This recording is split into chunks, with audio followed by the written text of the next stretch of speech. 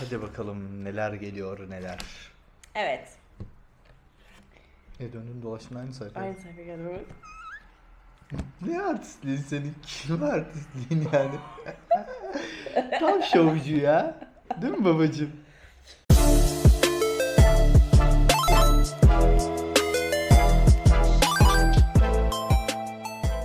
Herkese merhaba, ben Şebnem. Ben Zafer. Yeni bir videoya karşınızdayız tabii ki. Bugünkü konumuz biraz kritik. Malum biliyorsunuz Instagram'da falan görmüşsünüzdür, hiçbir şekilde kimse benim hamile olduğumu bilmiyordu. Evet. Bu süreci açıkçası yaşamadım orada diyeyim. Bu konuları konuşmayı çok bekledim ama. Gerçekten hamileliği genel olarak değerlendirirsem onun üzerinden böyle bir 7'si var benim için. Ne olarak? Güzeldi yani. Rahat, evet. rahat sayılırdım. Rahat, evet, çok bir Sonlara şey yok. doğru. Her neyse oralara geleceğiz. Şimdi ben kısaca bir başlıklardan bahsedeyim. Ona göre konuşalım. Zafer'in bu arada hiçbir şekilde videoyu açana kadar haberi yoktu ne konuşacağımıza dair. Biraz sürpriz oldu ona da. Şimdi önce hamilelik haberiyle alakalı biraz konuşacağız. Tamam. Sonra bendeki belirtiler, neler yaşadım, o sonuna kadar neler oldu, neler nasıl desem, nasıl belirtilerim vardı, onlardan bahsedeceğim. Bu işin doğuma hazırlık süreci nasıldı, neler yaptık, sezaryen mı, normal doğum mu, bu tarz şeylerden bahsedeceğiz, doktor vesaire. Biraz bunları konuşacağız. Senin de erkek bakış açını görmek istiyorum bu konuda. Hadi bakalım. O zaman başlayalım. Senlik bir video ama arada destek çıkarım bakalım. Şimdi şöyle, hamilelik süreci bende biraz unutkanlık, saçma sapan soru sormalar vesaire. Hani böyle çocukça sorulara kadar öyle bir saçma bir şey oldu yani. Çocukça. Yani o süreçte çok fazla saçma sapan sorular soruyordum. Çocuklar hani 5 yaşındayken böyle çok ilginç sorular sorar ya, ben aynen öyleydim. O yüzden hani bu süreci tam olarak kendimi görerek yaşamadığımı düşünüyorum. O yüzden Zafer aslında sorarım. Neler yaşadık, neler yaşamadık vesaire diye. Şimdi ben ilk hamilelik haberini sana nasıl verdim? Hatırlıyor musun? He? Ben sana verdim. Hayır. O değil ya. Hayır, hayır. İkinciyi de yani beraber yürüttüğümüz bir süreçti sanki ya. Hayır. Hiç alakası yok. Nasıldı? Yani şu an şoktayım Zafer'in bunu bilmemesi. Gerçi açıkçası çok böyle aman aman bir şey olmadı. Ya evet, işte öyle aman aman bir şey olmadı. Yani şöyle, normal zamanından bir 10 gün önce falan, 10 gün önce olmaz pardon, bir hafta önce falan ben böyle bir dedim ki acaba mı falan. Ee, içime şüphe düştü. Öyle öğrendim. Sonra tam doğum günüme denk geldi, kesin net bir şekilde tahlil sonucumu gördüğüm zaman. O zaman da tamam dedim. Ama hep böyle bir içimde yine de olsa yine de şey var, böyle tutukluluk vardı. Hiçbir şey söylemeyeyim, bozulmasın bu durum falan filan diye. Travma gibi travma. Sonra işte Zafer'e böyle durdum, dedim ki Zafer dedim, ben hamileyim. Telefonda söyledim sana bunu ben. Sağlık ocağından dönerken diye tahmin Olabilir. ediyorum. Böyle bir durum yani, aslında çok spontane, sade, Evet, evet. dümdüz bir hamilelik haberiydi yani. Daha sonra ben neler yaşadım? Sen hatırlıyor musun hiç başlarda neler yaşadığımı? Hayır. Hatırlıyorsan biz o Yani sen zamanlar söyle. İznik'e gittik. Tamam. Hatırlıyor musun? Ya tabii ki de Ben hatırlıyorum aşırı bunları da senin yorgundum. hangisini söyleyeceğini bilmediğim için. Ben aşırı yorgundum. Evet. Ben değildim hiçbir zaman. Evet, evet, hatta İznik'te böyle hatta ben oturayım bir dinleneyim 2 dakika falan dedim böyle. Evet. Değişik değişik. Normal şartlarda hiç öyle şeylerim Evet, evet, yoktu. hiç. Dinleneyim, bekleyeyim. Dağlara tırmandırdım seni, öyle bir şey Evet. demedim. Yani o İznik'e gittik, ben böyle biraz bekleyeyim, biraz yoruldum. Hani yemek konusunda da çok iştahlı bir hamilelik geçirdiğimi düşünmüyorum. Tabii tabii, evet. Helal canım. Oy. Beni dinliyor paşa. Evet. Evet anneciğim.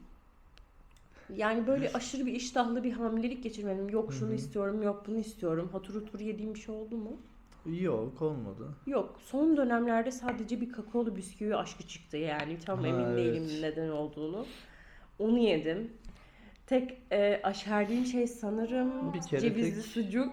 ve şeydi, Ney? turşu çikolataydı. Ay, turşu çikolatalı değil, salatalık ya. Ya Çengelköy tamam işte. salatalığıyla çikolata nasıl olur diye bir düşündüm yani. Ne alaka? Sözde yemedim ama onu yani. Sonra bir de hamileliğin son günü. Evet, son günü kavun yediğimi hatırlıyorum. Zaten Ama 2 gün, son 2 gün böyle bir kavun yesim gelmişti. genelde de kavun çekiyordu canın ya. Ya Yani meyve çekiyordu seviyordum canım canım. derken hani Seviyordum. meyve ne yiyelim dediğimde kavun alalım mı diyordun hep. Evet. Yani seviyordum, meyveye karşı bir şeyim var. Tabii ki. Fakat e, neyden soğudum derseniz kesinlikle etten soğudum. Ne et ne tavuk, tavuk görmek bile istemiyordum. Hiçbir şekilde yani aşırı derecede ne bir protein. Ya proteini onlardan aldım mı? Aldım tamam ama hiç iştahlı yemedim. Yo, sen daha çok balıktan soğudun. Zaten çok Balıktan zaten sevmiyordun. soğudum. Evet. Çok sevmiyordun zaten. Hiç yemedin neredeyse. Aynen. Ve benim en sonlara doğru böyle eklem ağrılarım çok Hmm. başlamıştı. Ya bir de şöyle bir durum var. Ben hamileliğin başında 70 kilo falandım sanırım. Tam emin değilim kaç olduğumu. Çünkü ben 85'ten falan oralara geldim. Hı hı. 85'ten 85'ken hamile kalmış olsaydım vay halime. Yani eğer böyle bir düşünceniz falan varsa önce zayıflamanızı tavsiye ederim. Yoksa bu süreç sizin için bir kabusa dönüşür. Yani bence. Çünkü gece dönmesi var, işte bilmem nesi var. Çok zor yani. Bulantım oldu mu? En son ay e, Melikare'nin kafasının baskısı yüzünden hiçbir şekilde yiyemiyordum ve artık mide bulantısı, mide ağrısı falan filan yaşıyordum. Ben şok olmuştum yani. Böyle bir şey ilk defa hayatımda yaşadığım için. Ya sadece kafasının baskısı değil, bir de saçlı olması çok etkiliyormuş herhalde. Batıl inanç bu. Allah Öyle bir Allah. şey Ama yok. doktor öyle dedi. Saçlı olduğundan dolayı midem bulanır dememiş miydi? Hayır. Ben öyle hatırlıyordum. Yok, bu genel olarak bir algı. Saçı varsa işte miden yanar Hmm. diyorlar. Ama öyle bir şey bilmiyorum, saçı olduğundan ama aşırı midem yanıyordu. Öyle Evet. böyle değil. Çok fazla soda içtim. Hayatımda hiç soda içen bir insan değilim. Yani içiyordum. Her gün içiriyordun bana herhalde. Değil mi anneciğim? Hissediyor muydun içtiğimi? He? Bence hissediyordun. Peki sana bir soru bununla ilgili. Hadi bakalım. Ben hamileyken nasıl bir tiptim? Ne olarak? Yani Yani nasıl bir tiptim derken? Yani zor mu, Yo. kaprisli ya da hani genelde hamileler böyle mı demeyeyim de yavaş mizaçlı olurlar falan. Yo, hiç zorlu bir süreç geçirmedim açıkçası. Her şey stabil, normal ilerledi. Bir arada işte dediğim gibi o saçma sapan soruların işte dünya yuvarlak mı? Hayır ya, öyle bir Acaba şey değil mi? sormadım. Gibisinden örnek olarak veriyorum. Acaba dünya gerçekten yuvarlak mı gibisinden. Veya hani çocuklar sorar ya, baba dünya neden yuvarlak? O tarz sorular soruyordun yani. Bir o vardı, başka ben böyle diyordum. Allah Allah, tövbe tövbe diyordum böyle artık. Şey hatırlıyorum sorularımdan, saçma sorularından. Tavukların beyni kafasında ne kadar küçüktür Ha, acaba? evet. Öyle bir şey sormuştum. Böyle saçma sapan şey. Ama bunun bilimsel bir şey varmış, tarafı varmış. Babam benim doktor. Böyle bir şey olduğu zaman falan soruyorum yani. Dur dedim, baba dedim, böyle bir şeyler soruyorum ama bunun sebebi ne? Hamilelikte beyinde de ödem oluşabiliyormuş. O yüzden bu sorularımın sebebini buna yormuştuk. Olabilir. Kaç kilo aldın sence Toplam mı? toplam? O süreçte herhalde 13 müydü? Öyle bir şeydi diye hatırlıyorum. 13 veya 14 müydü? 15 kilo aldım. 15. 15 kilo aldım ama 15 kilo aldım ama son gün falan galiba biraz fazla ödem tuttum. 88,8 ile olayı bitirdim. 70 ile mi başlamıştı? Evet. O Hatta zaman 73 ile. 73 ile başladım. 70'te başladı. Tamam, 15 kilo işte. Yani evet. Sonra işte ya o sonrayı anlatacağım, of dur hala şeydeyim. Peki biz doktorumuza gittik. Hı hı. İşte en başlarda böyle ayda birdi kontrolümüz. Hı. Sonra işte 33. haftadan sonra mı ne? Haftada bire mi düştü? Öyle bir şey. Evet evet.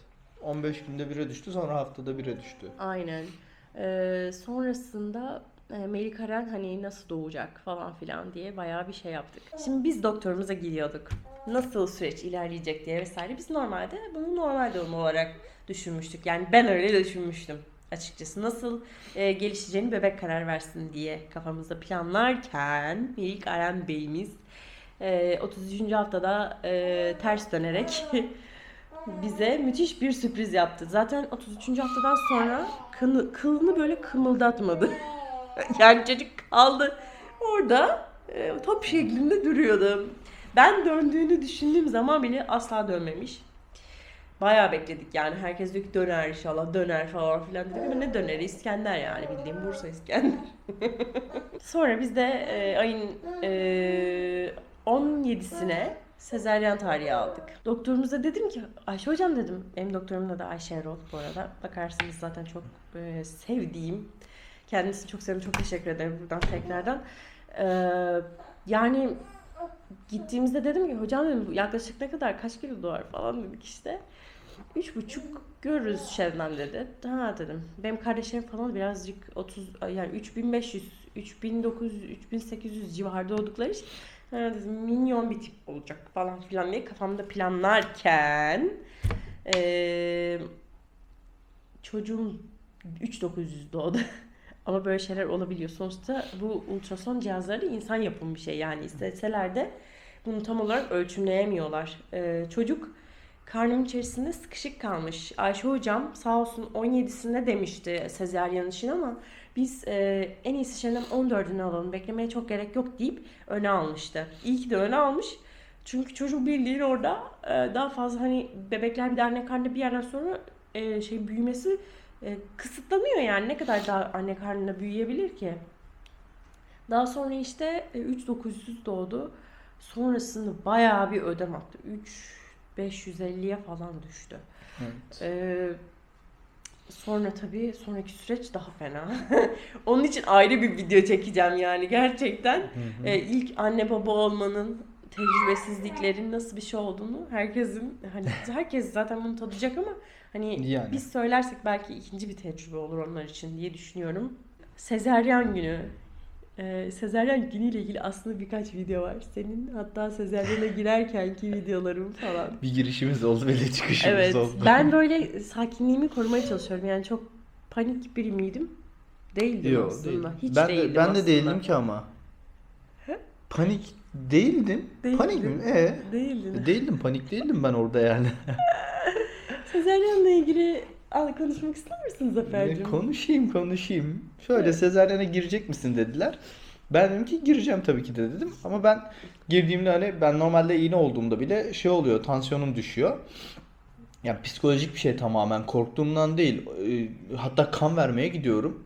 İsteyerek gidiyorum ama bayılacağımı biliyorum yani. Sezaryena da girdik. Her şey tamam.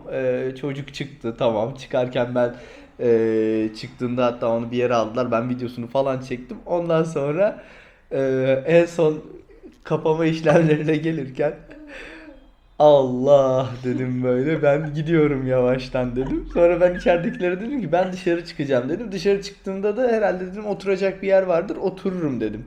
Çıktım dışarı, baktım hemen kapının önünde sedye vardı. Ben sedyeye oturdum, bir baktım başımda 5-6 kişi beni yatırdılar böyle. Sakin ol falan filan dedim. Sakinim ben dedim. Al şunu kokla falan dedim. Durun ben sakinim dedim. Biliyorum tansiyonumun düşeceğini dedim. Bu hikayeyi her duyduğumda gülüyorum. Tansiyonum düştü ama öyle bayılmadım da, sadece tansiyonum düştü, uzandığımda hemen geçiyor zaten.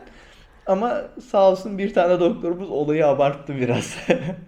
Tabii. Anestezi uzmanı olduğu için biraz Ya. böyle hemen bayılacağım zannetti falan da öyle bir şey olmadı. Ama şey olsaydı mesela, o sedye orada olmasaydı ben düşer Bayılırdın. bayılırdım. Tabii ki de tansiyonum düşmeye başlamıştı çünkü kararmaya başlamıştı yavaştan ortalık. Sen bayılacak mısın zaten doktora bakmamış. Bayılırdım zaten. Bak bunu ben zaten biliyorum. Bunu sen de biliyorsun. Daha öncesinde de Ama bir biliyorsun. şey söyleyeceğim. Evet, şimdi ben kendi perspektifimden anlatıyorum. Anlat bakalım. Şimdi biz doğum sürecinin nasıl olacağını belirlediğimiz zaman Zafer'e durdum, Zafer dedim doğuma girmek istiyor musun gerçekten? Ben de dedim hani belki kan tutuyordur diye hani istemez ya da bana söylemek istemez o süreçte hamileyim, hassasım falan diye. O yok dedi, ben kesin gireceğim falan filan. Dedim emin misiniz Zafer, bak kan tutuyor. Demir temasından da hoşlanmıyorsun. Yok yok gireceğim, doktora da tamam dedi falan. Son dakika kadar hiçbir şey yok Zafer'de. Sedyede yatıyorum. Anestezi uzmanı beni şey yaptı, spiral taktı. Spiral değil mi? Spiral. Evet, spiral O taktı. bilmiyorum. Spirali taktı. Ben yatıyorum. Zafer başucumda duruyor. İşte Zafer ne yapıyor? İyi misin diyor. Masayı sallamasana diyor. Niye masayı sallıyorsun bana diyor. Pardon? Ne masayı sallaması? Ben hiçbir şey hissetmiyorum arkadaşlar. Masayı sallayan tabii ki ben değilim. Doktorlar hani güç uyguluyorlar ki bebeği çıkarabilsinler. Ben sallamıyorum, manyak mısın falan filan diyorum. Neyse işte Zafer böyle bir şey etrafa bakıyor. Bebiş çıktı falan. Bebişi aldılar, hani hazırlıyorlar. Zafer de ben çıkıyorum, dayanamayacağım daha fazla dedi. Öyle bir şey demedi. Dedin Zafer, dedin. Hayır, dayanamayacağım falan demedim. Dayanamayacağım dedin Zafer. Dayanamayacağım demedim, abartma. Hayır Zafer, dayanamayacağım dedin. Ya demedim, net biliyorum. Dur. Ben çıkacağım dedim, haberin olsun dedim sana. Ben çıkıyorum, Bilal, sen o haldeyken ben sana dayanamayacağım der miyim sence? Niye demeyesin? Niye diyeyim, sen orada ameliyattasın, ben sana ben çıkacağım dayanamıyorum falan gibisinden bir şey dersem sen daha çok merak etmez misin? Ben çıkıyorum kapının önüne dedim, haberin olsun dedim. Bu kadar. Sen olayın farkında bile değildin ki. Nasıl Ben normal değildim? tabii ki de ben Ha, dışarı bir de çıkana bu- kadar normal yürüyerek çıktım yani, kapının önünde oturacak yer aradım, oturdum. Orada zaten karardı ortalık. Tamam, bir Gerçi de kararmadı oturduğum için de. Bir de şöyle bir durum var ama mesela ben doktor falan gidip geliyor, nasılsın falan filan diyor. Ben çok Hı. iyiyim, benlik hiçbir sıkıntı yok diyorum, hani iyiyim gayet falan diyorum. Ama herkes benim kafamın güzel olduğunu ima ediyor. Ama bana göre hiç kafam güzel gibi değildi. Sonra Hı. ben senin çektiğin videoları izledim Zafer. Tamam. Odaya geldiğimdeki videoları. Tamam. Ben sarhoş gibi konuşuyorum Zafer. Bildiğin sarhoş. Böyle diyorum. Korktun mu? Ben duruyorum, diyorum ki benim çocuğuma öyle demeyin işte. Görüyor musunuz falan. Bilmiyorum, saçma şey. Görürsünüz, belki koyarım, bilmiyorum. Yani orada aşırı kötü durumdayım. Böyle ameliyattan çıkmışım, şişim, dev gibiyim. Belli olmaz. Koyarım ya da koymam. O yüzden böyle değişik bir tecrübe. Hani en başta şey yapıyordum. YouTube'dan öğretiyordum. İşte spiralle ya da epiduralle ameliyat nasıl olur? Acıyor mu? Falan filan. Bunları o kadar araştırdım ki. İnanın, araştırınca canınız daha çok acıyor. Yani o an hiçbir şey hissetmedim yapılırken. Bakın, benim babam anestezi uzmanı. Babama sordum mu, bir kere falan sormuşumdur herhalde. Dedim işte hani acıyor mu falan filan. İnanın damar yolu daha çok acıyor yani. Sırtımda hiçbir şey hissetmedim. Ya zaten orada bir boşluk var. İğneyi oraya saplıyor zaten. Ben de oldum ya. Orada bir boşluk var böyle. Nasıl buluyorsa o boşluğu, o iğnenin girdiğini hissediyorsun o boşluğa. Buluyorsun Evet, boşluğu. evet, hatta 2-3 Zafer'in anısını burada kesiyorum yani. Orası böyle bir buğulu. Orayı dinlemeyin zaten, o bir sezaryen ya da bir doğum hikayesi değil. Kötü bir tecrübe olabilir yani sizin için. Herkesin hikayesi kendine özeldir. Bu da doğru. Herkesin acısı kendine acıdır. Belki benim çektiğim şey size göre hiçtir yani. Ya da çok büyük bir acıdır. Hiçbir fikrim yok. Ama benim acı eşiğim o kadar yüksek mi? Çok zannetmiyorum. Orta seviye, yani 10 üzerinden 6'dır maksimum. Kendinizi ona göre değerlendirin. Ama kafanız ne kadar rahat olursa o kadar motivesiniz ve sezaryen eğer planlıysa sizin, ne kadar çabuk mobilize olursanız, yani ne kadar çabuk ayaklanıp kendi işinizi görmüyorsunuz gerçi, kendi işlerinizi yapabilecek konuma gelirseniz o kadar rahat ediyorsunuz. İlk seferde ayaklanma, yani bir 6 saat sonra falan herhalde beni ayaklandırdılar diye tahmin ediyorum. Yürüttüler falan. Evet, evet. Ee, Bence yani tamam, aşırı derecede zor bir şey değil. Yani aşırı zor bir şey olsa zaten birçok insan yapamaz. Yani o yüzden kafanızda o kadar da büyütmeyin diyorum. Bununla ilgili isterseniz alta yorum yapabilirsiniz. Ben size bu konuda yorumlarınıza cevap verebilirim. Ayrıca bu videonun ekstra bir de doğum sonrası ile ilgili bir konusu olacak. Böyle birkaç başlık adı altında konuşmak istiyorum. Çünkü ben hamileyken falan bu mevzuları dinlemek istiyordum. Ne kadar başkaları için sıkıcı da olsa benim için gerçekten motive edici, sakinleştirici, birazcık da kafamı rahatlatmak için bir yöntemdi yani. Umarım size de bir katkısı olur. Güzelce bu süreci atlatırsınız, sağlıkla bebeğinize kavuşursunuz. Evet, bizim anlatacaklarımız şimdilik bu kadar. Bu video için ekstra herhangi bir yorumunuz varsa lütfen alta yazmayı unutmayın. Hepsini tek tek okuyorum. Kendinize çok dikkat edin. Çok teşekkür ederiz izlediğiniz için. Görüşmek üzere, hoşça kalın. Görüşürüz.